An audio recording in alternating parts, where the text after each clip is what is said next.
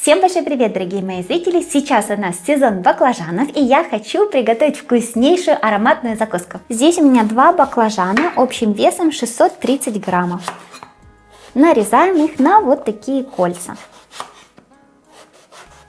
Толщиной где-то сантиметр-полтора.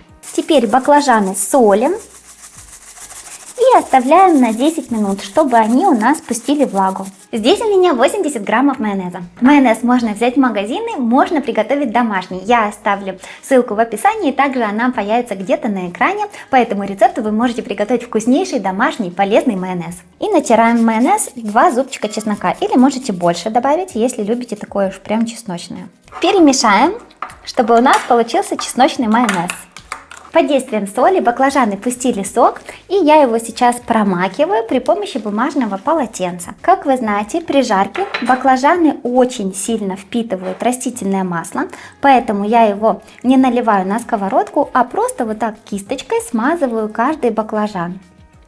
Таким образом баклажаны и не прилипают к сковородке, особенно если она у вас с антипригарным покрытием, и при этом возьмут не слишком много масла, а именно столько, сколько вы сейчас и дадите этому кусочку баклажана. Выкладываем на разогретую сковородку той стороной, которая у нас смазана растительным маслом.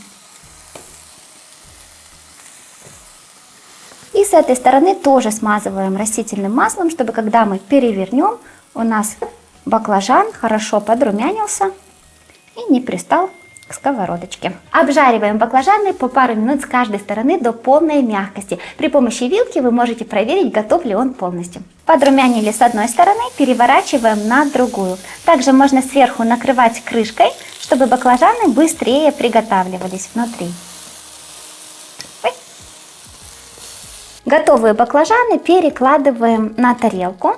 Они совсем не жирные, поэтому я не выкладываю их на бумажное полотенце. И еще один момент, на 2 сковородках обжаривать намного проще и быстрее. Теперь берем 2-3 помидора и нарезаем на дольки.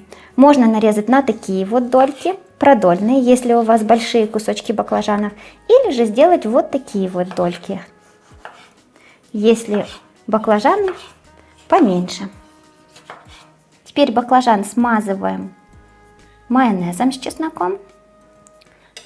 Выкладываем дольку помидора и вот так вот скрепляем. Ну что ж, повторение мать учения, показываю еще раз.